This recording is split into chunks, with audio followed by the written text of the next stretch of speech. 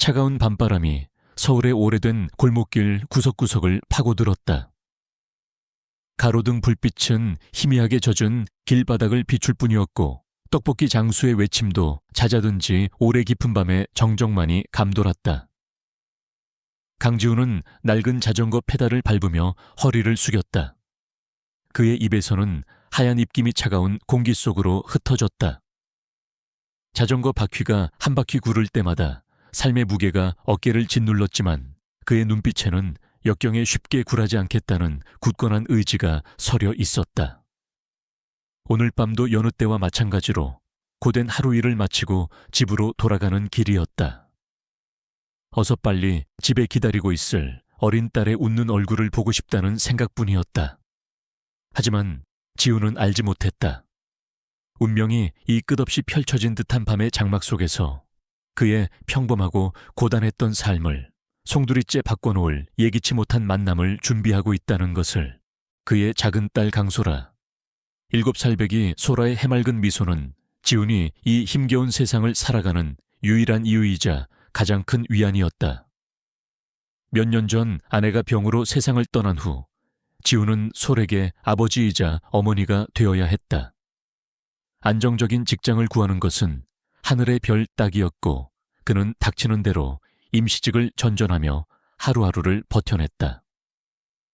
건설 현장 막노동부터 식당 주방 보조, 야간 대리 운전까지 돈이 되는 일이라면 몸이 부서져라 마다하지 않았다. 하지만 아무리 발버둥쳐도 가난은 그림자처럼 그들을 따라다녔다. 월세는 밀리기 일쑤였고 솔에게 흔한 장난감 하나 사주는 것도 큰 부담이었다. 오늘 밤 지훈은 평소보다 늦게 퇴근했다. 일하던 식당 주인이 갑자기 하루 더 일해줄 수 있냐고 부탁했기 때문이었다. 추가 수당이 아쉬웠던 그는 망설임 없이 수락했다. 소라가 혼자 있을 시간이 길어지는 것이 마음에 걸렸지만 당장의 생활고가 더 급했다. 이웃집 할머니에게 잠시 소라를 부탁하고 나왔지만 마음은 편치 않았다. 자전거가 한강변 자전거 도로로 접어들었을 때였다. 강바람이 더욱 매서워졌고 인적은 거의 없었다. 지훈은 옷깃을 여미며 페달을 밟는 속도를 높였다. 그때 저 멀리 다리 밑 어두컴컴한 곳에서 심상치 않은 광경이 그의 눈에 들어왔다. 고급스러워 보이는 검은색 세단 한 대가 다른 차량에 의해 앞뒤로 가로막혀 멈춰 서 있었고 건장한 남자 몇몇이 세단 주위를 둘러싸고 있었다. 본능적으로 위험을 감지한 지훈은 자전거 속도를 줄이며 상황을 주시했다. 무슨 일이지 단순한 시비인가. 하지만 그의 생각은 곧 산산조각 났다. 남자 중 하나가 강제로 세단 뒷문을 열어젖히더니 안에 타고 있던 사람을 거칠게 끌어내려고 했다. 희미한 불빛 아래서도 끌려 나오지 않으려 버티는 사람의 실루엣이 여자임을 알 수 있었다. 여자의 가느다란 비명소리가 밤바람을 타고 지훈의 귀에 희미하게 들려왔다. 안 돼! 납치였다. 의심의 여지가 없었다. 지훈의 심장이 거세게 뛰기 시작했다. 머릿속에서는 위험하니 그냥 지나치라는 이성의 목소리와 저 여자를 구해야 한다는 본능적인 외침이 격렬하게 충돌했다. 그는 결코 싸움에 능숙한 사람이 아니었다. 오히려 지난 몇 년간 세상의 모진 풍패에 시달리며 최대한 갈등을 피하는 법을 배웠다. 하지만 지금 그의 눈앞에서 벌어지고 있는 일은 그가 가진 최소한의 정의감마저 외면하도록 만들 수 없었다. 소라의 얼굴이 떠올랐다. 만약 소라가 저런 위험에 처한다면 그는 상상조차 하기 싫었다. 망설임은 짧았다. 지훈은 자전거를 길게 아무렇게나 내팽개치고 어둠 속으로 달려갔다. 그의 손에는 아무런 무기도 없었고 그가 가진 것이라고는 거친 노동으로 다져진 약간의 완력과 딸을 지키는 아비의 절박함 뿐이었다. 거기 당신들 지금 뭐 하는 거야? 지훈이 고함을 치며 달려들자 남자들은 잠시 당황한 듯 그를 쳐다보았다. 그들의 시선에는 놀라움과 함께 짜증스러움이 역력했다. 갑자기 나타난 방해꾼, 그들은 지훈의 허름한 옷차림과 왜소해 보이는 체격을 훑어보더니 이내 경멸의 빛을 띠었다. 웬 놈이야, 꺼져 상관없는 일에 끼어들지 말고. 가장 험악해 보이는 남자가 위협적으로 말했다. 그의 손에는 번뜩이는 무언가가 들려있는 것 같았다. 하지만 지훈은 물러서지 않았다. 그는 이미 마음을 정했다. 그 여자분한테서 떨어져 지훈은 다시 한번 소리치며 남자들 중 가장 가까이 있던 자에게 달려들었다. 전혀 예상치 못한 공격이었다. 지훈은 남자의 복부를 향해 온 힘을 실어 주먹을 날렸다. 전문적인 격투 기술은 아니었지만 절박함이 실린 주먹은 생각보다 강력했다. 억 하는 소리와 함께 남자가 뒤로 물러섰다. 그 사이 다른 남자들이 정신을 차리고 지훈에게 달려들었다. 순식간에 난투극이 벌어졌다. 지훈은 수적으로 절대적으로 불리했다. 남자들의 주먹과 발길질이 사정없이 그에게 쏟아졌다. 입가에서 비릿한 피맛이 느껴졌고 온몸이 쑤셔왔다. 하지만 그는 이를 악물고 버텼다. 그의 목표는 시간을 버는 것이었다. 어떻게든 소란을 피워 주변에 알리거나 여자가 도망칠 기회를 만들어야 했다. 도망가세요 빨리. 지훈은 얻어맞으면서도 여자에게 소리쳤다. 여자는 공포에 질린 얼굴로 이 광경을 보고 있었다. 그녀는 값비싸 보이는 정장을 입고 있었지만 지금은 머리가 헝클어지고 옷매무새도 흐트러져 있었다. 지훈의 외침에 정신을 차린 듯 그녀는 잠시 망설이다가 뒤돌아 뛰기 시작했다. 저 여자 잡아. 두목으로 보이는 남자가 다급하게 소리쳤고 남자 2명이 여자를 쫓아 달려갔다. 지훈은 남아있는 남자와 계속해서 몸싸움을 벌였다. 그는 남자의 발을 걸어 넘어뜨리고 그 틈을 타 여자가 도망친 방향으로 내달렸다. 그의 머릿속에는 오직 여자를 안전하게 해야 한다는 생각뿐이었다. 여자는 하이힐 때문에 빨리 뛰지 못하고 있었다. 남자들이 금세 그녀를 따라잡을 것 같았다. 지훈은 전 먹던 힘까지 다해 뛰었다. 다행히 여자를 거의 따라잡았을 때 저 멀리서 경찰차의 사이렌 소리가 희미하게 들려오기 시작했다. 아마도 누군가가 소란을 듣고 신고한 모양이었다. 사이렌 소리다. 경찰이 오고 있어. 지훈이 외치자 여자를 쫓던 남자들의 움직임이 잠시 멈칫했다. 그들은 서로 눈짓을 교환하더니 아쉽다는 듯 여자를 한번 노려보고는 어둠 속으로 빠르게 사라졌다. 지훈을 상대하던 남자도 상황이 불리해졌음을 깨닫고는 욕설을 내뱉으며 도망쳤다. 모든 것이 순식간에 지나갔다. 주변에는 다시 정적이 감돌았고 멀리서 들려오는 사이렌 소리만이 점점 가까워지고 있었다. 지훈은 거친 숨을 몰아쉬며 휘청거렸다. 온몸이 아팠지만 이상하게도 마음은 후련했다. 그는 여자에게 다가갔다. 그녀는 벽에 기댄 채 가쁘게 숨을 내쉬고 있었고 여전히 공포에서 벗어나지 못한 듯 온몸을 떨고 있었다. 괜찮으십니까? 지훈이 물었다. 그의 목소리는 잔뜩 쉬어 있었다. 여자는 천천히 고개를 들어 지훈을 바라보았다. 가로등 불빛이 그녀의 얼굴을 비추었다. 창백했지만 놀랍도록 아름다운 얼굴이었다. 그리고 그 눈빛. 공포와 혼란 속에서도 지훈을 향한 깊은 감사의 빛이 어려 있었다. 그녀의 눈가에는 눈물이 그렁그렁 맺혀 있었다. 네, 고맙습니다. 정말 감사합니다. 여자의 목소리는 떨리고 있었다. 그녀는 지훈의 다친 얼굴과 찢어진 옷을 보며 미안함과 안타까움이 뒤섞인 표정을 지었다. 지훈의 이마에서는 피가 흘러내려 뺨을 적시고 있었다. 당신은 누구신데? 그녀가 말을 잇지 못하고 지훈을 바라보았다. 지훈은 그저 멋쩍게 웃으며 손사래를 쳤다. 아닙니다. 누구라도 그랬을 겁니다. 다치신 곳은 없으세요. 바로 그때 경찰차가 요란한 사이렌 소리와 함께 도착했다. 경찰관들이 차에서 내려 상황을 파악하기 시작했다. 여자는 경찰관들에게 무언가를 다급하게 설명하기 시작했고, 지우는 그저 한쪽 구석에서 조용히 그 모습을 지켜보았다. 잠시 후 말끔한 차림에 다른 남자들이 도착했고, 그들은 여자를 극진히 챙기며 검은색 세단에 태웠다. 여자는 차 타기 전 다시 한번 지훈에게 다가왔다. 그녀의 눈에는 여전히 감사의 빛이 가득했다. 오늘 밤의 은혜는 평생 잊지 않겠습니다. 어떻게든 보답하고 싶은데 성함이라도 알 수 있을까요? 지훈은 잠시 망설였다. 그는 대가를 바라고 한 일이 아니었다. 그저 옳은 일을 했을 뿐이라고 생각했다. 강지훈입니다. 하지만 정말 괜찮습니다. 부디 몸조심하십시오. 여자는 지훈의 이름을 되뇌더니 작은 목소리로 말했다. 저는 한서연이라고 합니다. 다시 한번 정말 감사합니다, 강지훈 씨. 그 말을 남기고 한서연은 채 올랐다. 검은색 세단은 경찰차의 호위를 받으며 빠르게 사라졌다. 지훈은 그들이 떠난 자리를 한동안 멍하니 바라보았다. 긴장이 풀리자 온몸의 통증이 한꺼번에 몰려왔다. 그는 힘없이 길게 주저앉았다. 한서연이라.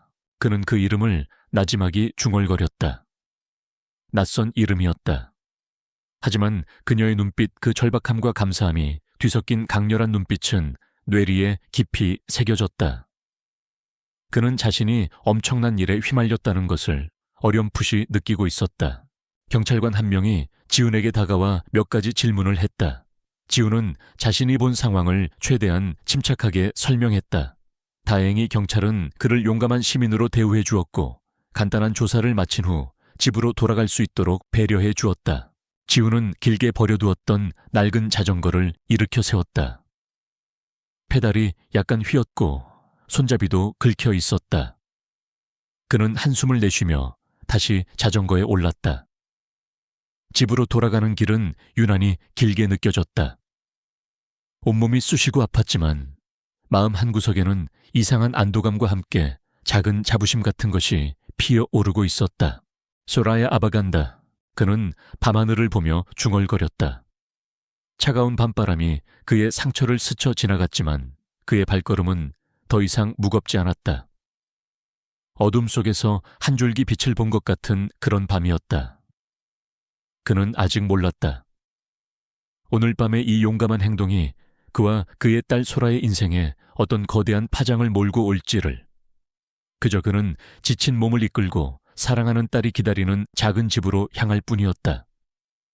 그리고 그의 뇌리에는 한서연이라는 이름과 그녀의 강렬했던 눈빛이 계속해서 맴돌고 있었다. 며칠이 흘렀다. 그날 밤에 격렬했던 사건은 마치 꿈처럼 아득하게 느껴지기도 했지만 지훈의 몸에 남은 잔상처들과 마음속 깊이 새겨진 한서연의 눈빛은 그것이 생생한 현실이었음을 증명했다. 지훈은 다시 일상으로 돌아와 며칠간 밀린 집안일을 하고 소라를 돌보며 시간을 보냈다. 하지만 그의 머릿속 한구석에는 계속해서 그날 밤의 일과 한서연이라는 이름이 맴돌았다. 그녀는 괜찮을까? 그 괴한들은 누구였을까? 그리고 무엇보다 왜 그런 부유해 보이는 여성이 그런 험악한 일을 당해야 했을까? 여러 가지 의문이 꼬리에 꼬리를 물었지만 지훈이 알 수 있는 것은 아무것도 없었다. 그는 인터넷 구직 사이트를 뒤지던 중 JH그룹이라는 대기업의 환경미화원 채용 공고를 발견했다. 정규직은 아니었지만 계약직이라도 안정적인 수입이 보장된다는 점이 매력적이었다. JH그룹. 한국에서 5손가락 안에 드는 거대 기업. 그가 감히 넘볼 수 없는 곳이라고 생각했지만 믿져야 본전이라는 생각으로 이력서를 넣었다. 며칠 후 놀랍게도 서류 합격 통보와 함께 면접 안내 문자가 도착했다. 면접 당일 지훈은 옷장에서 가장 깨끗하고 단정한 옷을 꺼내 입었다. 몇 번이나 다림질했지만 세월의 흔적이 역력한 낡은 정장이었다. 그래도 없는 것보다는 낫다고 스스로를 위안하며 집을 나섰다. 소라는 이웃집 할머니에게 잠시 맡겼다. 아빠, 꼭 합격해서 맛있는 거 사주세요. 소라의 응원을 뒤로하고 나서는 발걸음에는 작은 희망과 함께 무거운 긴장감이 실려 있었다. JH그룹 본사 건물은 서울 중심계에서도 가장 높은 빌딩 중 하나였다. 하늘을 찌를 듯 솟아있는 유리와 강철의 거대한 성체. 지우는 입구에서부터 그 위용에 압도당하는 느낌이었다. 로비는 넓고 화려했으며 바쁘게 오가는 직원들의 모습에서는 자신감과 활기가 넘쳐 흘렀다. 그들과 비교하니 자신의 모습이 한없이 초라하게 느껴졌다. 안내 데스크에서 신분증을 제시하고 방문증을 받은 후 그는 면접 대기실로 안내되었다. 대기실에는 그와 비슷한 처지의 사람들이 10명 남짓 앉아 있었다. 모두들 긴장한 표정으로 자신의 차례를 기다리고 있었다. 지우는 구석에 자리를 잡고 앉아 깊게 숨을 내쉬었다. 손바닥에 땀이 차는 것을 느꼈다. 시간이 흐르고 한 명씩 이름이 불려 나갔다. 드디어 그의 이름 강지훈 씨가 불렸다. 그는 자리에서 일어나 옷매무새를 다시 한번 가다듬고 면접실로 향했다. 면접실 문은 무겁고 차가워 보였다. 들어오십시오. 안에서 나지막한 목소리가 들렸다. 지우는 마른 침을 삼키고 문을 열고 들어섰다. 면접실은 생각보다 넓었다. 긴 테이블 건너편에 3명의 면접관이 앉아 있었다. 가운데 앉은 사람은 중년의 남성이었고 양옆에는 좀 더 젊어 보이는 남녀가 배석해 있었다. 지우는 허리를 깊이 숙여 인사했다. 안녕하십니까? 강지훈입니다. 가운데 앉은 남자가 서류를 뒤적이더니 입을 열었다. 강지훈 씨, 이력서를 보니 경력이 다양하시군요. 하지만 저희 JH그룹 같은 대기업 환경미화 업무는 처음이신 것 같습니다. 특별히 지원하신 동기가 있으십니까? 지우는 미리 준비했던 답변을 차분하게 이야기했다. 성실하게 일할 자신 있으며 어떤 일이든 맡겨만 주시면 최선을 다하겠다고. 그의 말투는 어눌했지만 진심이 담겨 있었다. 몇 가지 형식적인 질문과 답변이 오갔다. 지우는 최대한 정직하고 성실한 모습을 보이려 애썼다. 면접이 거의 끝나갈 무렵 갑자기 면접실 문이 열리더니 한 여성이 들어왔다. 순간 면접실 안의 모든 사람들의 시선이 그녀에게 집중되었다. 지훈도 무심코 고개를 돌렸다가 그대로 얼어붙고 말았다. 그녀였다. 며칠 전 한강변에서 그가 구했던 여자. 한서연. 한서연은 이전에 공포에 질렸던 모습과는 전혀 다른 모습이었다. 깔끔하게 올린 머리 고급스러운 검은색 정장, 당당한 걸음걸이. 그녀의 눈빛은 날카롭고 지적이었으며 온몸에서는 범접할 수 없는 카리스마가 뿜어져 나왔다. 그녀는 면접관들에게 가볍게 목례를 하고는 비어있던 가장 상석의 자리에 앉았다. 그제야 지우는 깨달았다. 그녀가 단순한 면접관이 아니라는 것을. 어쩌면 이 회사의 아주 높은 사람일지도 모른다는 것을. 면접관들은 갑작스러운 그녀의 등장에 다소 놀란 듯했지만 이내 침착함을 되찾고 그녀에게 정중히 인사했다. 대표님, 어쩐 일이십니까? 가운데 앉았던 중년 남자가 조심스럽게 물었다. 대표님 지훈의 심장이 쿵 하고 내려앉았다. 설마 그녀가 이 거대한 JH그룹의 대표란 말인가? 한서연은 지훈의 이력서로 보이는 서류를 건네받아 천천히 살펴보았다. 그녀의 시선이 서류 위를 훑어내릴 때마다 지훈은 숨이 막히는 듯한 압박감을 느꼈다. 그녀는 왜 여기에 나타난 것일까? 설마 그를 알아본 것일까? 잠시 후 한서연이 고개를 들었다. 그리고 그녀의 시선이 정확히 지훈에게 와 닿았다. 차갑고 이지적인 눈빛. 하지만 그 깊은 곳에서 지훈은 그날 밤 보았던 희미한 떨림과 놀라움을 읽을 수 있었다. 그녀 역시 그를 알아본 것이 분명했다.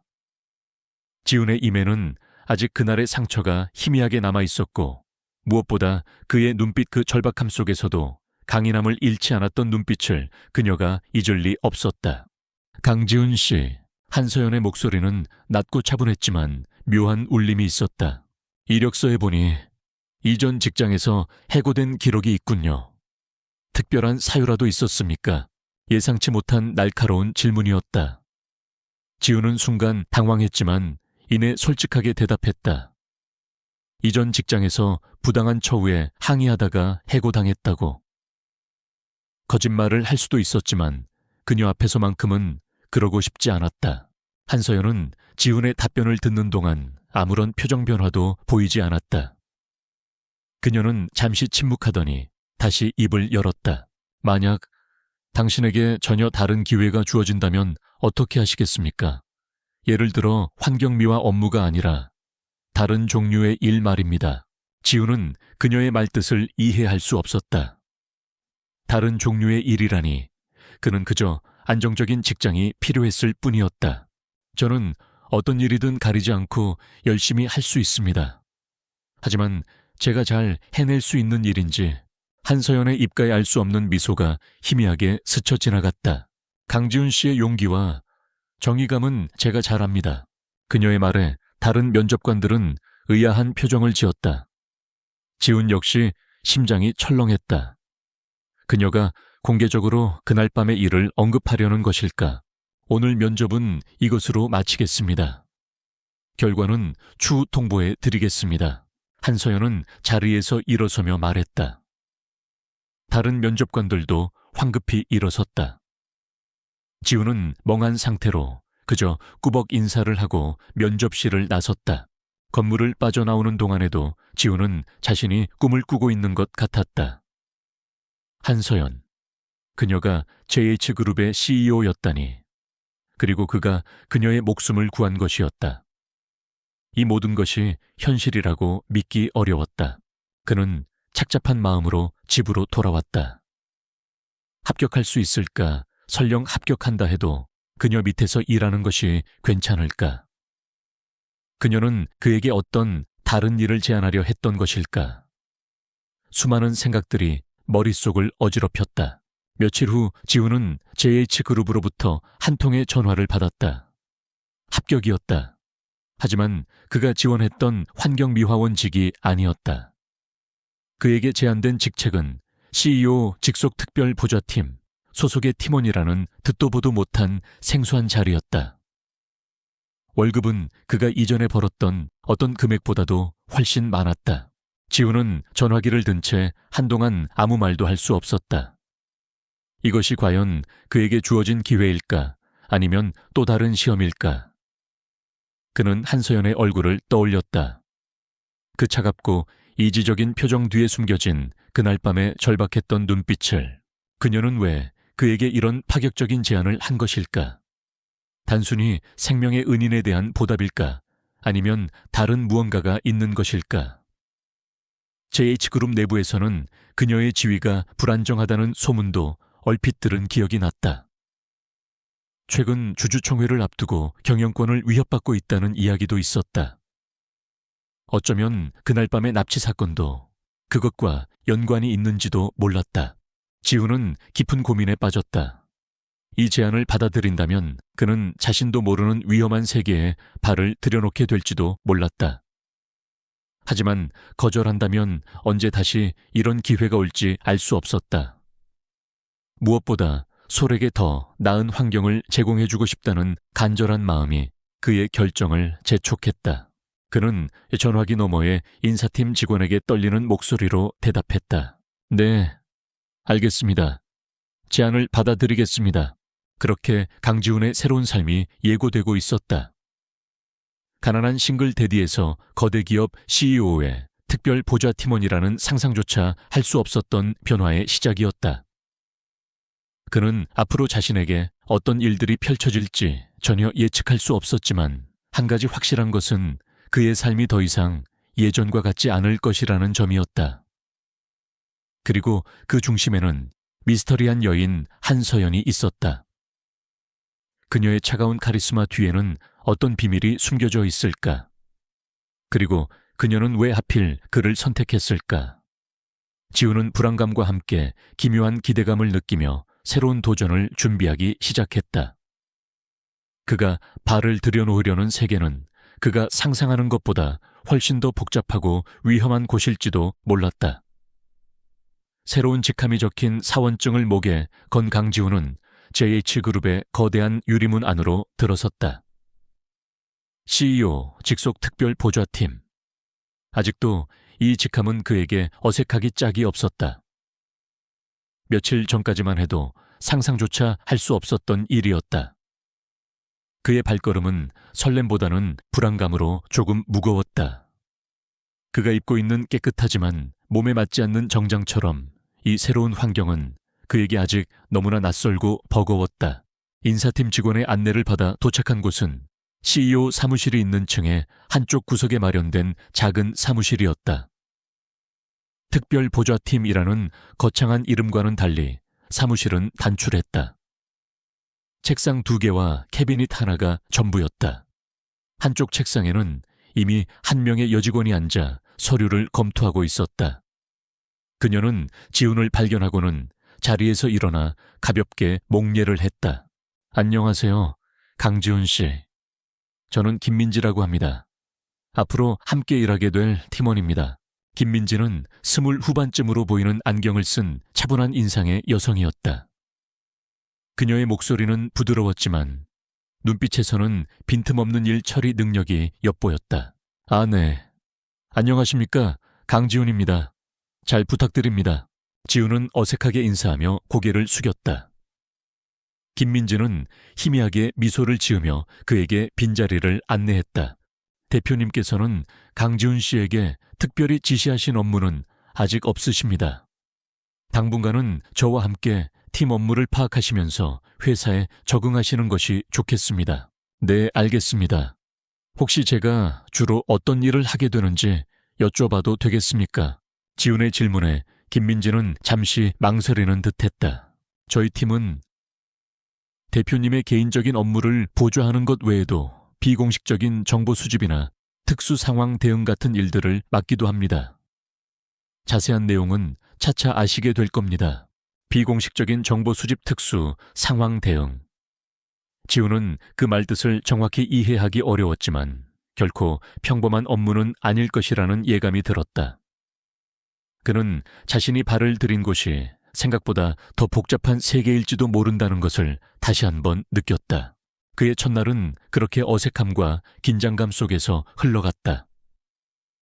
김민지는 그에게 회사의 기본적인 규정과 시스템에 대해 설명해 주었고 그는 열심히 메모하며 듣기는 했지만 대부분의 내용이 귀에 잘 들어오지 않았다.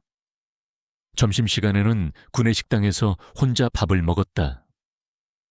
값비싼 정장을 차려입은 사람들 사이에서 작업복 차림의 그는 유난히 눈에 띄는 존재였다. 그를 향한 호기심 어린 시선과 수군거림이 느껴졌지만 그는 애써 태연한 척했다. 오후에는 CEO 사무실 근처를 배회하며 주변 지리를 익혔다. CEO인 한서연의 사무실은 복도 가장 안쪽에 위치해 있었고 입구는 2명의 건장한 경호원들이 지키고 있었다.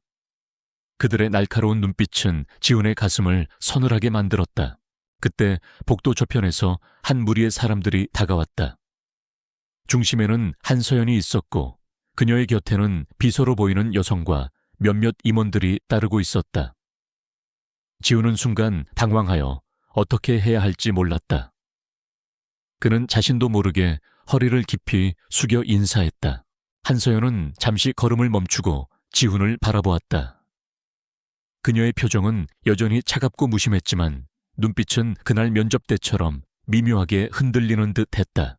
강지훈 씨, 오늘부터 출근이신가요? 네, 대표님. 김민지 씨에게 업무 인수인계는 잘 받고 계시죠? 네, 그렇습니다. 짧은 대화였다. 한서연은 더 이상 아무 말 없이 지나쳐갔고 그녀를 따르던 임원들은 지훈을 위아래로 훑어보며 의아하다는 표정을 지었다. 특히 한 남자 보안팀장으로 보이는 중년 남자의 시선이 유난히 날카롭고 적대적이었다. 그는 지훈에게 가볍게 턱짓을 하더니 못마땅한 표정으로 한서연의 뒤를 따랐다. 그 남자의 이름은 이강민이었다. JH그룹 보안실 전체를 총괄하는 실장이자 한서연의 아버지인 한 회장 시절부터 회사에 몸담아 온 인물이었다. 겉으로는 한서연에게 충성을 다하는 것처럼 보였지만 속으로는 그녀의 경영 능력에 대해 의구심을 품고 있었고, 최근에는 그녀의 경쟁자로 거론되는 인물과 비밀리에 접촉하고 있다는 소문도 있었다. 이강민은 낙하산처럼 갑자기 등장한 강지훈의 존재가 영 마음에 들지 않았다. 정체불명의 남자가, 그것도 환경미화원에나 어울릴 법한 행색의 남자가 CEO 직속팀에 배치되었다는 사실 자체가 그의 심기를 건드렸다. 그는 지훈을 한서연의 약점 중 하나로 여기고 그의 일거수일투족을 감시하기 시작했다. 그날 이후 지훈의 회사 생활은 순탄치 않았다. 대표님 백으로 들어온 낙하산이라는 수군거림은 끊이지 않았고, 다른 부서 직원들의 은근한 무시와 경계도 감수해야 했다. 특히 이강민 실장이 이끄는 보안 팀원들의 태도는 노골적으로 적대적이었다. 그들은 지훈에게 사사건건 시비를 걸거나 업무적으로 불필요한 간섭을 하기도 했다. 하지만 지훈은 묵묵히 자신의 일을 해나갔다. 그는 아침 일찍 출근해서 사무실을 정리하고 김민지가 지시하는 자료들을 정리하거나 외부 심부름을 다녀왔다. 특별한 기술이나 지식은 없었지만 그에게는 성실함과 끈기가 있었다. 그리고 지난 세월 동안 몸으로 부딪히며 배운 눈치와 상황 판단 능력도 그가 새로운 환경에 적응하는 데 도움이 되었다. 그는 의도적으로 다른 사람들과의 마찰을 피했지만 불의를 보면 참지 못하는 성격은 여전했다. 한 번은 구내식당에서 한 신입 여직원이 상사로 보이는 남자에게 공개적으로 모욕을 당하는 것을 보고 자신도 모르게 나서서 그 남자를 제지하기도 했다. 그 일로 그는 또다시 구설에 올랐지만 몇몇 젊은 직원들 사이에서는 그를 다시 보는 계기가 되기도 했다. 한서연은 지훈의 회사 생활에 대해 직접적으로 언급하지는 않았지만 김민지를 통해 그의 상황을 보고받고 있는 듯했다.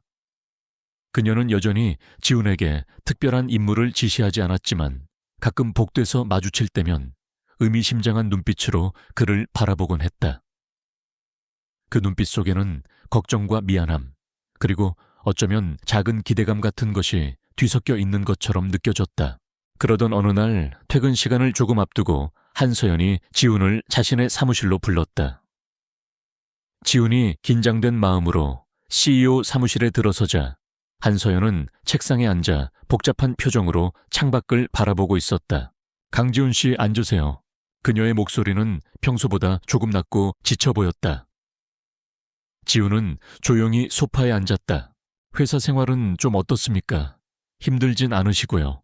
괜찮습니다, 대표님. 김민지 씨가 많이 도와주고 계십니다. 한서연은 잠시 침묵하더니 책상 위에 놓여 있던 작은 USB 메모리 하나를 집어들었다. 이것 좀 부탁드립니다. 그녀는 USB를 지훈에게 건넸다. 여기에는 제가 개인적으로 조사하고 있는 자료들이 들어 있습니다. 아주 중요한 내용입니다. 이것을 아무도 모르게 지정된 장소에 전달해 주셨으면 합니다. 지훈은 직감했다. 이것이 자신에게 주어진 첫 번째 진짜 임무라는 것을. 그리고 그것이 결코 간단한 심부름이 아닐 것이라는 것을. 지정된 장소는 어디입니까? 주소와 접선 방법은 이 안에 메모해 두었습니다. 절대 다른 사람 눈에 띄어서는 안 됩니다. 특히 회사 내부 사람들 눈에는요. 한서연의 눈빛이 날카롭게 빛났다. 그녀는 누군가를 깊이 불신하고 있는 것이 분명했다. 어쩌면 그날 밤의 납치 사건과 관련된 일일지도 몰랐다. 알겠습니다, 대표님. 맡겨주십시오. 지훈은 망설임 없이 대답했다. 그의 목소리에는 긴장감과 함께 묘한 결의가 서려 있었다. 드디어 자신이 무언가 역할을 할 수 있는 기회가 온 것이었다. 고맙습니다, 강지훈 씨. 그리고 조심하십시오. 한서연의 마지막 말에는 진심 어린 걱정이 담겨 있었다. 지훈은 USB를 소중히 품에 넣고 CEO 사무실을 나섰다. 그의 어깨는 무거웠지만 마음은 이상하게도 차분했다. 그는 자신이 해야 할 일이 무엇인지 분명히 알고 있었다. 한서연은 그에게 단순한 생명의 은인을 넘어 믿고 의지할 수 있는 사람으로 생각하기 시작한 것일까? 그리고 그 믿음에 보답하기 위해서라도 그는 이 임무를 완벽하게 수행해야 했다. 퇴근길 지우는 평소와 다른 긴장감에 휩싸였다. 누군가 자신을 미행하고 있는 것은 아닌지 주변을 계속 살폈다. 다행히 별다른 이상은 없어 보였다. 그는 한서연이 건네준 메모지에 적힌 주소로 향했다. 그곳은 시내에서 조금 떨어진 한적한 공원이었다. 약속 시간은 밤 9시. 그는 약속 시간보다 조금 일찍 도착해서 주변 지형을 익히고 혹시 모를 위험에 대비했다.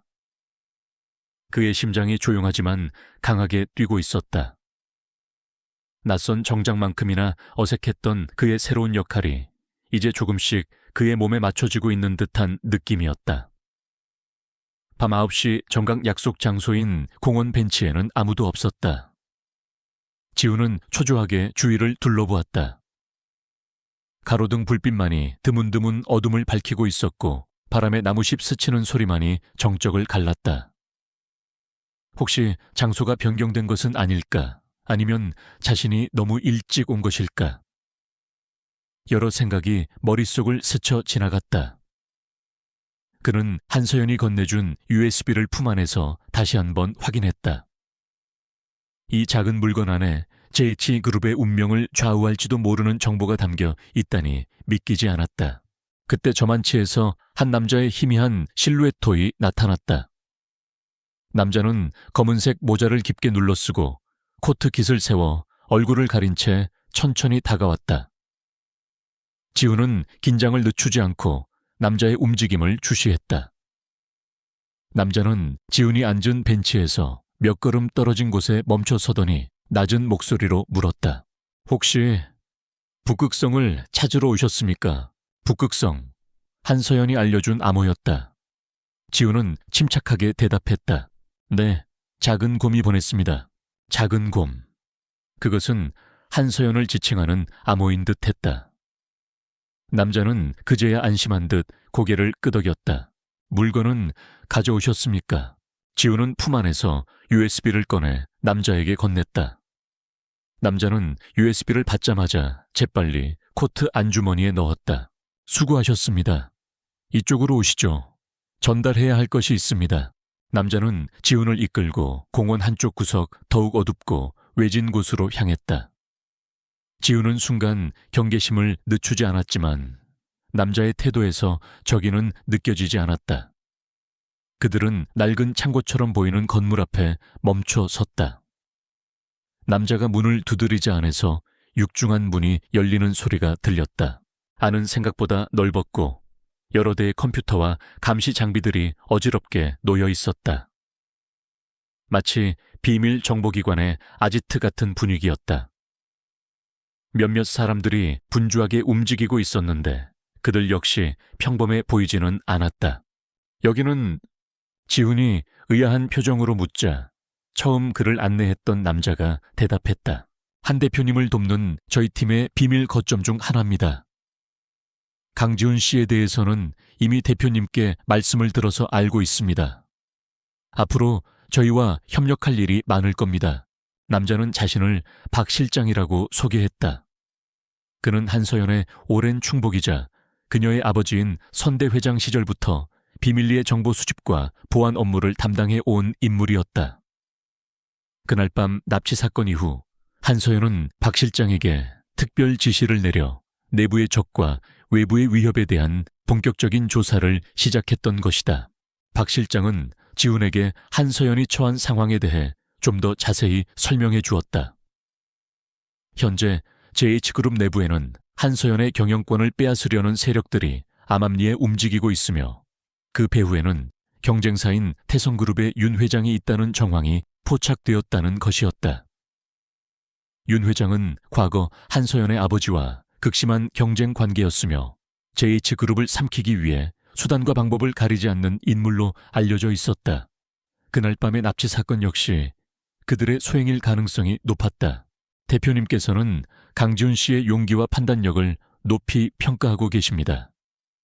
특히 그날 밤 아무런 대가도 바라지 않고 위험을 무릅쓴 행동은 저희에게도 큰 감명을 주었습니다.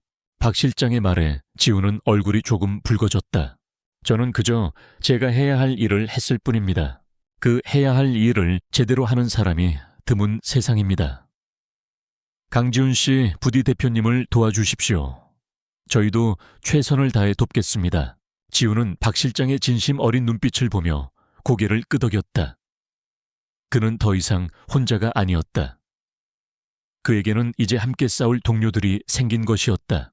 그날 이후 지훈의 역할은 조금씩 변화하기 시작했다. 그는 여전히 CEO 직속 특별보좌팀 소속으로 김민지와 함께 일했지만 박 실장 팀과도 긴밀하게 협력하며 한서연을 보호하고 정보를 수집하는 임무를 수행했다. 낮에는 평범한 회사원처럼 행동했지만 밤에는 박 실장의 지시에 따라 비밀리에 움직였다. 한서연은 지훈에게 더욱 많은 것을 털어놓기 시작했다.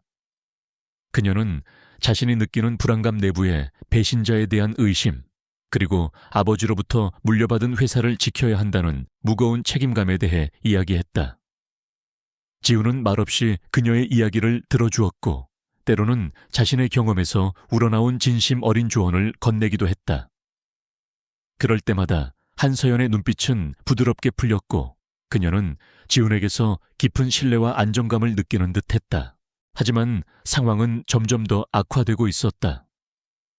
한서연의 일정을 방해하려는 시도들이 노골적으로 나타나기 시작했다. 중요한 계약이 갑자기 취소되거나 회사 내부 정보가 경쟁사로 유출되는 일도 발생했다. 심지어 한서연의 채 고의적인 사고를 내려는 시도까지 있었다. 다행히 지훈이 사전에 이상한 낌새를 눈치채고 경고한 덕분에 큰 사고는 막을 수 있었지만 위협은 점점 더 가까이 다가오고 있었다. 이강민 보안실장의 감시와 견제도 더욱 심해졌다. 그는 지훈의 행동 하나하나를 트집 잡았고 사사건건 그의 업무를 방해하려 했다. 지훈은 이강민이야말로 내부의 가장 유력한 배신자 후보라고 의심했지만 확실한 증거를 잡을 수는 없었다. 그러던 어느 날 한서연은 중요한 해외 투자 유치 설명회를 위해 출장을 가게 되었다. 이번 설명회는 JH그룹의 미래가 걸린 매우 중요한 행사였다. 만약 이 설명회가 실패한다면 한서연의 입지는 크게 흔들릴 수밖에 없었다. 당연히 반대 세력들의 방해 공작도 극심할 것으로 예상되었다. 한서연은 지훈에게 이번 출장에 동행해 줄 것을 부탁했다. 공식적인 경호팀은 이강민 실장이 이끌고 있었지만 그녀는 지훈을 자신의 곁에 두고 싶어 했다. 지훈은 망설임 없이 수락했다. 출장지는 동남아시아의 한 휴양 도시였다. 하지만 그들에게는 휴양을 즐길 여유가 없었다. 도착 첫날부터 긴장의 연속이었다. 호텔 주변에는 의심스러운 인물들이 배회했고 설명회 자료가 담긴 노트북이 해킹당할 뻔한 아찔한 순간도 있었다. 지훈은 밤낮 없이 한서연의 곁을 지키며 모든 위협에 대비했다. 그의 날카로운 관찰력과 빠른 상황 판단 능력은 여러 차례 위기를 막는 데 결정적인 역할을 했다. 설명회 당일 행사장 주변의 경비는 삼엄했다. 하지만 지훈은 마음을 놓을 수 없었다. 그는 행사장 내부를 꼼꼼히 점검하며 혹시 모를 위험 요소를 찾았다. 그때 그의 눈에 무대 뒤편에서 수상한 움직임을 보이는 한 남자가 포착되었다. 그는 공식 스태프 복장을 하고 있었지만 행동이 어딘가 부자연스러웠다. 지훈은 조용히 그 남자에게 다가갔다. 남자는 지훈을 발견하고는 당황한 듯 황급히 자리를 피하려 했다. 지훈은 그의 앞을 가로막았다. 잠깐 신분증 좀 보여주시겠습니까? 남자는 주머니에서 무언가를 꺼내려는 듯 주춤거렸다.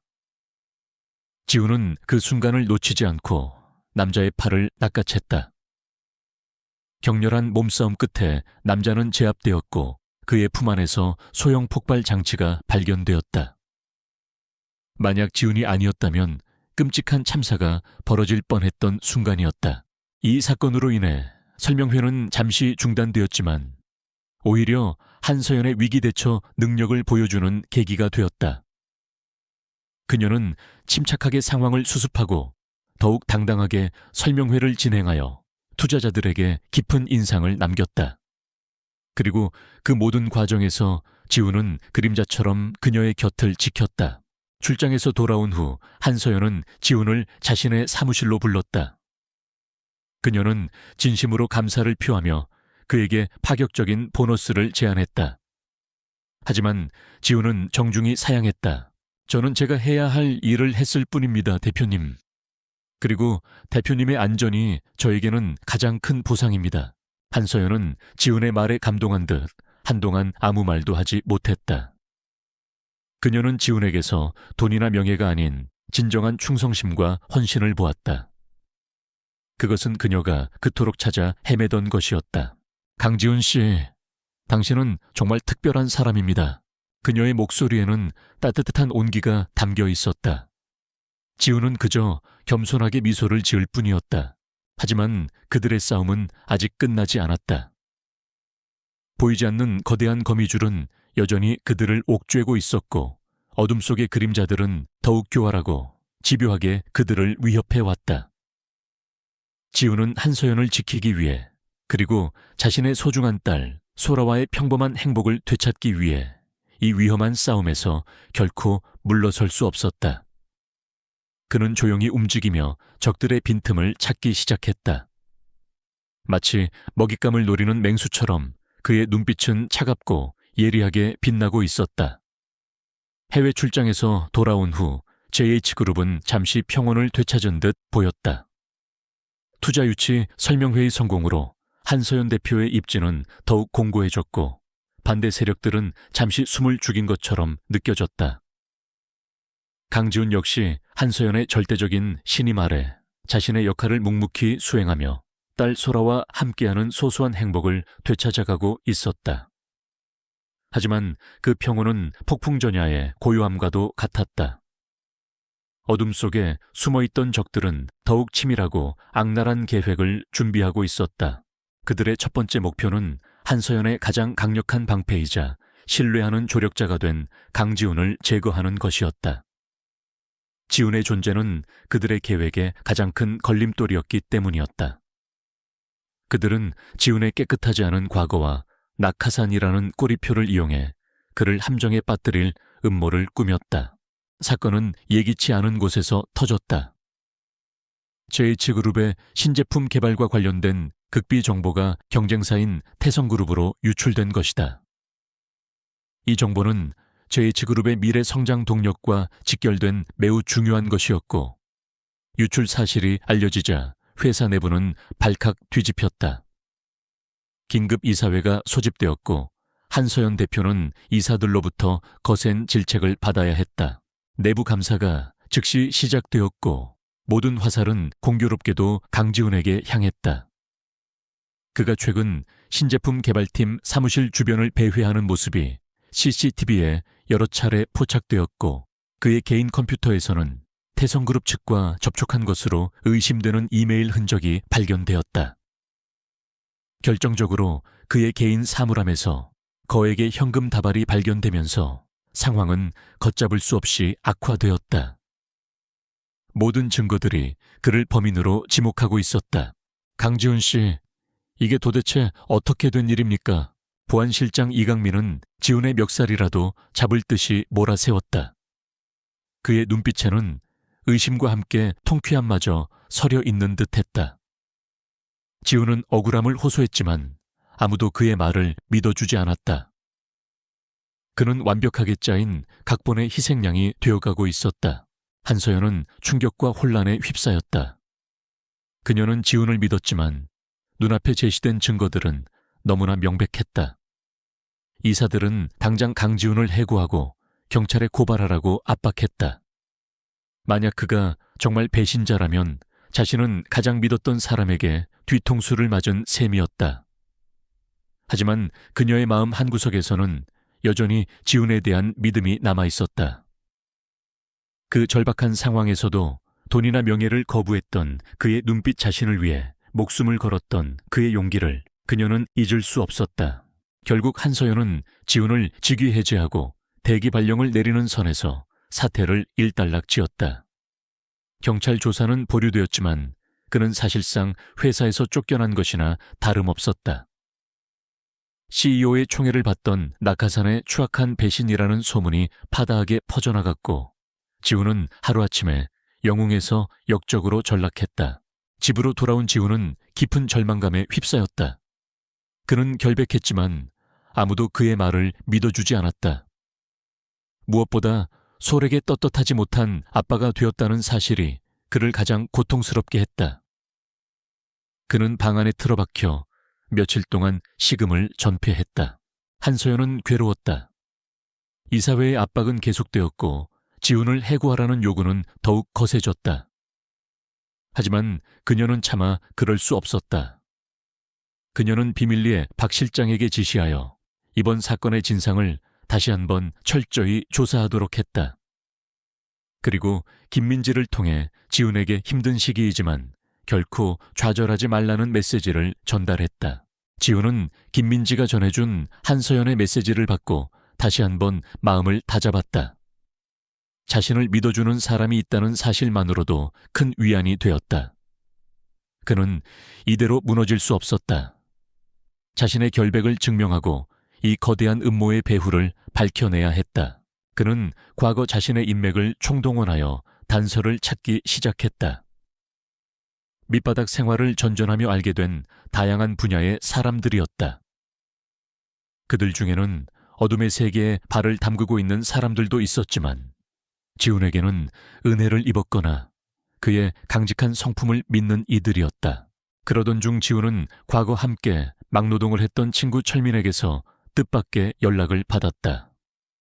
철민은 지금은 흥신소를 운영하며 이런저런 뒷조사를 하고 있었는데 최근 태성그룹과 관련된 수상한 움직임을 포착했다는 것이었다. 지훈아, 너 혹시 JH그룹에서 일한다고 하지 않았냐? 요즘 태성 쪽 놈들이 JH그룹 내부 정보를 캐려고 혈안이 되어 있는 것 같더라. 특히 너에 대한 정보도 꽤나 자세하게 알고 싶어 하던데. 철민의 말에 지훈은 직감했다. 이것이 바로 사건의 실마리가 될 수 있다는 것을. 그는 철민에게 자신이 처한 상황을 설명하고 도움을 요청했다. 철민은 과거 지훈에게 큰 도움을 받은 적이 있었기에 흔쾌히 그의 부탁을 수락했다.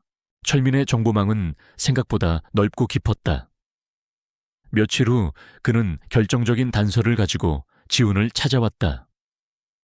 태성그룹이 JH그룹 내부에 누군가를 매수하여 정보를 빼내고 있으며 그 매수된 인물이 바로 이강민 보안실장이라는 정황 증거였다.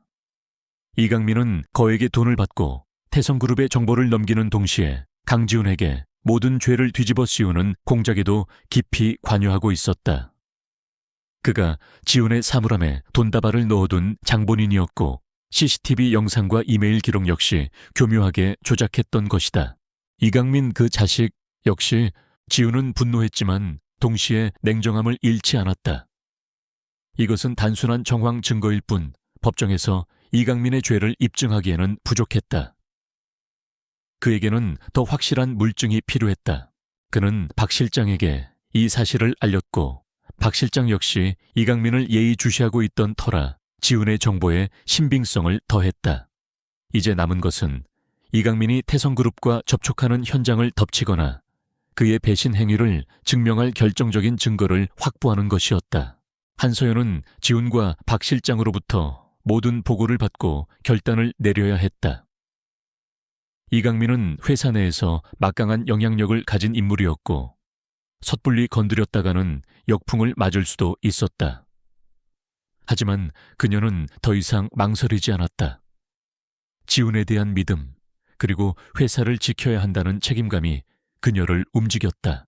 그녀는 박 실장에게 이강민에 대한 전면적인 감시를 지시했고 지훈에게는 이강민의 다음 행동을 예측하고 그를 함정에 빠뜨릴 계획을 쓰도록 했다. 위험한 도박이었지만 더 이상 물러설 곳이 없었다. 지훈은 이강민이 평소 자주 이용하는 유흥주점과 비밀 계좌 등을 철민을 통해 알아냈다.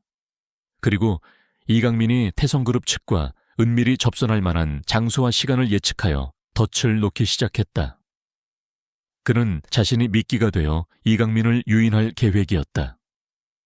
자신의 결백을 증명하고 한서연을 위기에서 구할 수 있는 유일한 방법이라고 생각했다.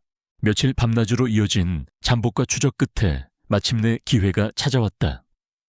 이강민이 태성그룹의 핵심 관계자와 시내의 한적한 호텔에서 비밀리에 만난다는 첩보가 입수된 것이다. 그 자리에서 중요한 정보와 함께 거액의 자금이 오갈 것이라는 정보도 있었다. 지훈과 박 실장 팀은 만반의 준비를 갖추고 약속 장소 주변에 잠복했다. 한서연은 초조한 마음으로 사무실에서 연락을 기다렸다.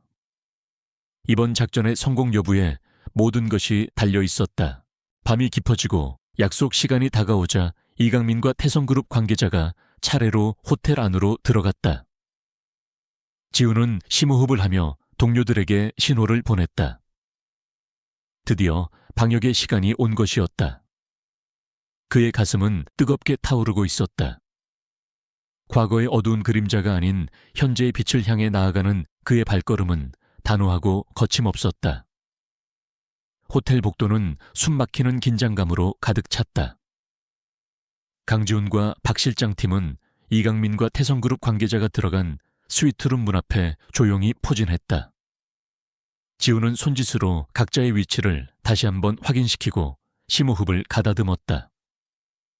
문 안에서는 희미한 대화 소리가 새어나오고 있었다. 바로 지금이었다. 박 실장이 고개를 끄덕이자 팀원 중 하나가 특수 제작된 도구를 이용해 순식간에 문을 열었다. 꼼짝 마. 지훈이 가장 먼저 방 안으로 뛰어들며 외쳤다. 갑작스러운 습격에 이강민과 태성그룹 관계자는 소파에서 벌떡 일어섰지만 이미 때는 늦었다.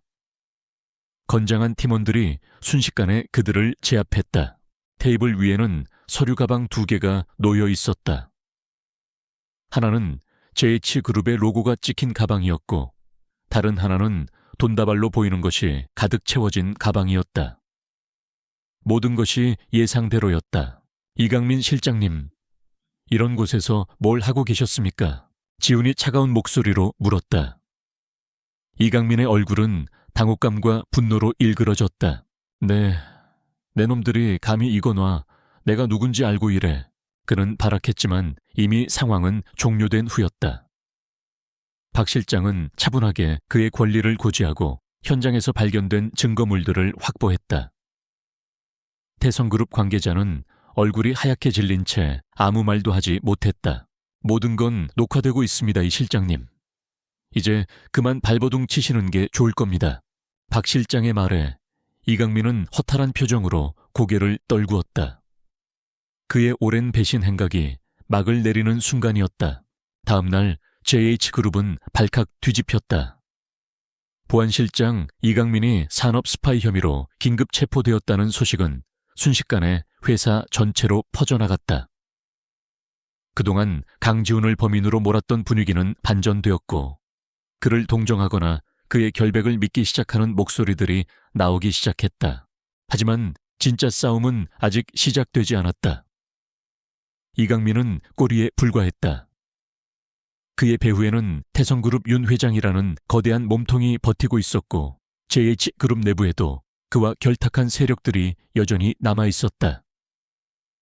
그들은 이강민의 체포에도 불구하고 예정대로 한서연 대표를 끌어내리기 위한 마지막 공세를 준비하고 있었다. 며칠 후 JH그룹의 임시 주주총회가 소집되었다. 표면적인 이유는 최근 발생한 정보 유출 사건에 대한 경영진의 책임을 묻고 회사의 보안 시스템을 재점검한다는 것이었지만 실질적인 목적은 한서연 대표의 해임안을 상정하는 것이었다. 태성그룹 윤 회장과 내통한 일부 대주주들이 주도한 움직임이었다. 그들은 이강민에게서 미리 받아둔 교묘하게 조작된 증거들을 이용해 한서연 대표가 회사에 막대한 손해를 끼쳤으며 강지훈 같은 부적격 인물을 비호하여 사태를 악화시켰다고 주장할 계획이었다. 주주총회 당일 회의장은 팽팽한 긴장감으로 가득 찼다. 한서연은 담담한 표정으로 주주들 앞에 섰지만 그녀의 눈빛은 그 어느 때보다 굳건했다. 강지훈은 박 실장 김민지와 함께 회의장 뒤편에서 상황을 지켜보고 있었다. 그의 직위는 아직 회복되지 않았지만 한서연은 특별히 그가 이 자리에 참석하는 것을 허락했다. 예상대로 태성그룹과 결탁한 이사 중 한 명이 먼저 포문을 열었다. 그는 최근의 정보 유출 사건과 이강민 실장의 배신을 언급하며 이 모든 것이 한서연 대표의 무능과 독단적인 경영 때문이라고 비난했다. 그리고 결정적인 증거라며 서류 뭉치와 음성 파일을 공개했다. 그것은 이강민이 체포되기 전 넘겨준 한서연이 마치 정보 유출을 지시하고 강지훈에게 특혜를 준 것처럼 조작된 자료들이었다. 회의장은 술렁이기 시작했다. 일부 주주들은 분노를 표출했고 한서연을 비난하는 목소리가 높아졌다. 태성그룹 윤 회장은 만족스러운 미소를 지으며 상황을 지켜보고 있었다. 모든 것이 그의 계획대로 흘러가는 듯했다. 바로 그때 강지훈이 자리에서 일어섰다. 모든 사람의 시선이 그에게 집중되었다. 잠깐 그 증거들은 모두 조작된 것입니다. 지훈의 단호한 목소리가 회의장에 울려 퍼졌다. 태성그룹 측 이사들은 당황한 표정으로 그를 노려보았다. 당신은 누구요? 어디서 함부로 발언하는 거요? 저는 강지훈입니다. 그리고 저 증거들이 어떻게 조작되었는지, 누가 이 모든 음모를 꾸몄는지 밝히기 위해 이 자리에 섰습니다. 지훈은 준비해온 자료들을 화면에 띄우기 시작했다. 그것은 이강민이 태성그룹 관계자와 호텔에서 접선하는 장면이 담긴 영상, 그들의 대화 녹취록, 그리고 이강민이 강지훈에게 죄를 뒤집어 이우기 위해 증거를 조작하는 과정이 담긴 충격적인 내용들이었다. 또한 태성그룹 윤 회장이 이 모든 일을 뒤에서 지시했다는 것을 암시하는 통신 기록까지 포함되어 있었다. 회의장은 찬물을 끼얹은 듯 조용해졌다. 윤 회장의 얼굴은 하얗게 질렸고 그와 결탁했던 이사들은 어쩔 줄 몰라 하며 서로 눈치만 살폈다. 이것은 전부 날 줘요. 저자를 당장 끌어내시오. 윤 회장이 고함을 쳤지만 이미 대세는 기울었다. 지훈은 마지막으로 결정적인 증거를 제시했다. 그것은 이강민의 비밀 장부였다.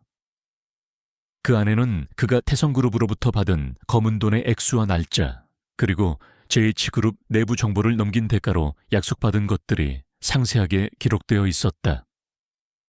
이 장부는 지훈이 과거 신세를 졌던 철민의 도움으로 이강민의 은신처에서 극적으로 찾아낸 것이었다. 모든 진실은 여기에 있습니다. 누가 진정한 배신자인지, 누가 이 회사를 위기에 빠뜨리려 했는지 똑똑히 보십시오. 지훈의 외침과 함께 한서연이 준비해둔 보안 팀원들이 회의장으로 들어와 윤 회장과 그에게 동조했던 이사들을 체포하기 시작했다. 그들의 마지막 발악도 소용없었다. 정의는 마침내 승리했고 진실은 밝혀졌다. 한서연은 주주들 앞에 다시 섰다. 그녀의 목소리는 떨리고 있었지만 그 안에는 강한 힘이 담겨 있었다. 존경하는 주주 여러분, 오늘 이 자리를 통해 모든 오해가 풀렸기를 바랍니다. 저는 앞으로 JH그룹을 더욱 투명하고 강력하게 이끌어 나갈 것을 약속드립니다. 그리고 저와 회사를 위해 헌신해준 강지훈 씨에게 깊은 감사를 전합니다.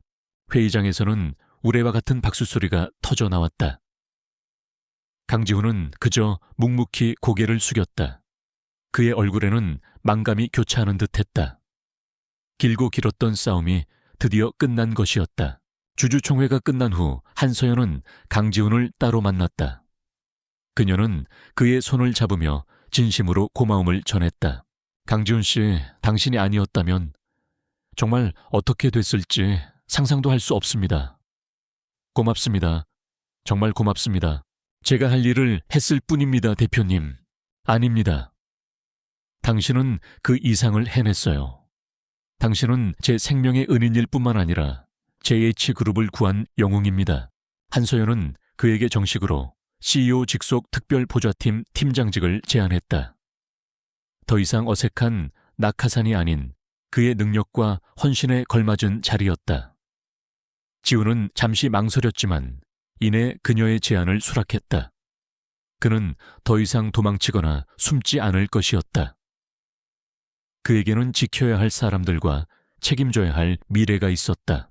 그날 밤 지우는 오랜만에 딸 소라를 품에 안고 잠이 들었다. 그의 마음은 그 어느 때보다 평온하고 가벼웠다. 창밖으로는 서울의 야경이 아름답게 펼쳐져 있었다. 길고 어두웠던 터널을 지나 마침내 한 줄기 밝은 빛을 찾은 것 같았다. 하지만 그는 알고 있었다. 이것이 끝이 아니라 새로운 시작이라는 것을. 폭풍우가 핥히고 지나간 자리에는 언제나 새로운 아침이 밝아오는 법이다. JH그룹을 뒤흔들었던 거대한 음모가 밝혀지고 태성그룹 윤 회장을 비롯한 관련자들이 모두 법의 심판을 받게 되면서 회사에는 점차 안정이 찾아왔다.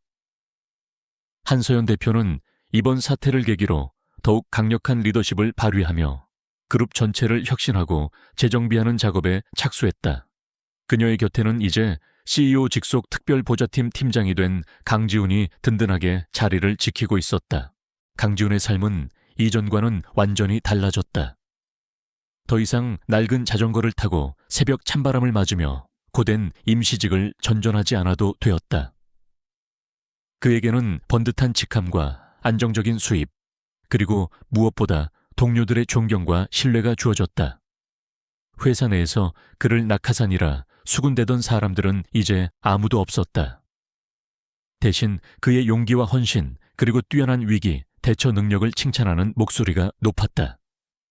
특히 그가 보여준 인간적인 면모와 정의감은 많은 젊은 직원들에게 귀감이 되었다. 그는 여전히 소박하고 겸손한 태도를 잃지 않았다. 아침 일찍 출근하여 자신의 사무실을 정리하고 한서연 대표의 일정을 꼼꼼히 챙겼다. 박 실장 팀과의 협력도 더욱 긴밀해졌으며 회사의 보안 시스템을 강화하고 내부 기강을 확립하는 데에도 중요한 역할을 했다. 과거의 경험들이 그에게는 값진 자산이 되어 예측 불가능한 상황에서도 침착하게 대처하고 최적의 해결책을 찾아내는 능력을 발휘하게 했다. 한서연과의 관계도 더욱 깊어졌다. 그들은 더 이상 단순한 대표와 직원의 관계가 아니었다. 생사를 넘나드는 위기를 함께 겪으면서 서로에 대한 깊은 신뢰와 존경심을 쌓았고 때로는 격의 없이 속마음을 털어놓을 수 있는 친구 같은 사이가 되었다. 물론 그들 사이에는 미묘한 감정의 기류가 흐르기도 했지만 두 사람 모두 그 감정을 애써 드러내려 하지는 않았다. 지금은 각자의 자리에서 최선을 다하고 JH그룹의 미래를 함께 만들어가는 것이 더 중요하다고 생각했기 때문이었다. 한서연은 종종 지훈에게 개인적인 고민을 상담하기도 했다. 거대 기업을 이끄는 젊은 여성 CEO로서 겪어야 하는 외로움과 부담감, 그리고 아버지에 대한 그리움 같은 것들이었다. 지훈은 묵묵히 그녀의 이야기를 들어주었고 따뜻한 위로와 격려를 건넸다. 그의 진심 어린 말들은 한서연에게 큰 힘이 되었다. 강 팀장님, 어느 날 저녁 야근을 하던 한서연이 불쑥 지훈에게 말했다. 가끔 그런 생각을 해요. 만약 그날 밤 당신을 만나지 못했다면 지금 나는 어떻게 되었을까 하고요. 지훈은 창밖의 야경을 바라보며 부드럽게 미소 지었다. 저도 마찬가지입니다, 대표님. 만약 대표님을 만나지 못했다면 저는 여전히 어두운 현실 속에서 희망 없이 살아가고 있었을 겁니다. 대표님은 제게 새로운 삶을 선물해 주셨습니다. 두 사람 사이에는 잠시 따뜻한 침묵이 흘렀다. 그 침묵 속에는 말로 다 표현할 수 없는 감사와 애틋함이 담겨 있었다. 가장 큰 변화는 역시 지훈의 딸 소라의 삶이었다. 지훈은 더 이상 소라를 혼자 두고 밤늦게까지 일하지 않아도 되었다. 그는 매일 저녁 소라와 함께 저녁을 먹고 숙제를 도와주고 잠들기 전에는 재미있는 동화책을 읽어주었다. 소라는 아빠와 함께하는 시간이 늘어나자 더욱 밝고 명랑한 아이가 되었다. 지훈은 소라를 좀 더 좋은 환경의 유치원으로 옮겼고 주말에는 함께 공원에 가서 자전거를 타거나 동물원에 놀러 가기도 했다. 어느 화창한 주말 오후 지훈은 소라의 손을 잡고 새로 이사한 아파트 근처의 공원을 산책하고 있었다. 예전에 좁고 허름했던 반지하 방과는 비교할 수 없이 넓고 깨끗한 집이었다. 창문으로는 따스한 햇살이 가득 들어왔고 거실에는 소라가 좋아하는 인형들이 놓여 있었다. 아빠 저기 봐요. 예쁜 나비예요. 소라가 손가락으로 꽃밭 위를 날아다니는 노란 나비를 가리키며 해맑게 웃었다. 그 미소를 보는 순간 지우는 가슴 벅찬 행복감을 느꼈다. 지난 몇 년간 그가 겪었던 모든 고통과 시련이 한꺼번에 보상받는 듯한 기분이었다. 그는 이 작은 행복을 지키기 위해 그토록 치열하게 싸워왔던 것이다. 그러네 정말 예쁘다. 소라처럼. 지훈이 소라의 머리를 쓰다듬으며 말했다. 소라는 아빠의 칭찬에 기분이 좋은 듯 까르르 웃었다. 문득 지훈은 처음 한소연을 만났던 그날 밤을 떠올렸다. 어둡고 차가웠던 한강변, 절체절명의 위기 속에서 피어났던 작은 용기. 그것이 이렇게 큰 변화를 가져올 줄이야. 그는 운명이라는 것이 정말 있는지도 모른다고 생각했다. 하지만 동시에 그 운명을 만들어가는 것은 결국 자기 자신이라는 것도 깨달았다. 그때 그의 휴대폰이 울렸다. 한서연이었다. 강 팀장님 주말인데 죄송합니다. 혹시 잠깐 시간 괜찮으시면? 그녀의 목소리에는 약간의 망설임과 함께 기대감이 섞여 있었다. 네, 괜찮습니다, 대표님. 무슨 일이십니까? 아니, 별일은 아니고요. 그냥 소라 양이랑 같이 저녁이나 함께 할까 해서요. 근처에 맛있는 레스토랑을 알거든요. 지우는 잠시 놀랐지만 이내 따뜻한 미소가 그의 얼굴에 번졌다. 좋습니다. 소라도 분명 좋아할 겁니다. 전화를 끊고 지우는 솔에게 물었다. 소라야, 오늘 저녁에 아빠 회사 대표님이랑 같이 맛있는 거 먹으러 갈까? 와네 좋아요. 예쁜 이모 만나는 거예요. 소라는 한서연을 예쁜 이모라고 부르며 무척 따랐다. 한서연 역시 소라를 진심으로 아끼고 예뻐해 주었다. 그날 저녁 세 사람은 함께 즐거운 시간을 보냈다. 고급 레스토랑의 화려한 음식보다 더 값진 것은 그들의 얼굴에 가득한 웃음과 따뜻한 대화였다. 한서연은 평소에 카리스마 넘치는 CEO의 모습이 아닌 다정하고 편안한 옆집 언니 같은 모습이었다. 지우는 그런 그녀의 모습을 보며 마음이 편안해지는 것을 느꼈다. 식사를 마치고 나오는 길 밤하늘에는 별들이 총총히 빛나고 있었다. 지우는 한 손으로는 소라의 작은 손을 잡고 다른 한 손으로는 코트 주머니에 손을 넣은 채 밤하늘을 올려다보았다. 그의 마음은 더없이 평온하고 충만했다. 그는 이제 더 이상 가난하고 힘없는 싱글 대디가 아니었다. 그에게는 사랑하는 딸이 있었고 믿고 의지할 수 있는 동료들이 있었으며 자신의 능력을 마음껏 펼칠 수 있는 일터가 있었다. 그리고 무엇보다 그의 마음속에는 세상을 향한 따뜻한 시선과 꺼지지 않는 희망의 불꽃이 타오르고 있었다. 앞으로 또 어떤 시련과 역경이 닥칠지 알 수 없지만 그는 더 이상 두렵지 않았다. 그는 자신과 소중한 사람들의 행복을 지키기 위해 언제든 다시 일어설 준비가 되어 있었다. 그것이 바로 절망의 끝에서 기적처럼 찾아온 새로운 삶에 대한 그의 대답이었다. 서울의 밤하늘 아래 평범하지만 특별한 한 남자의 이야기는 그렇게 잔잔한 행복 속에서 계속되고 있었다.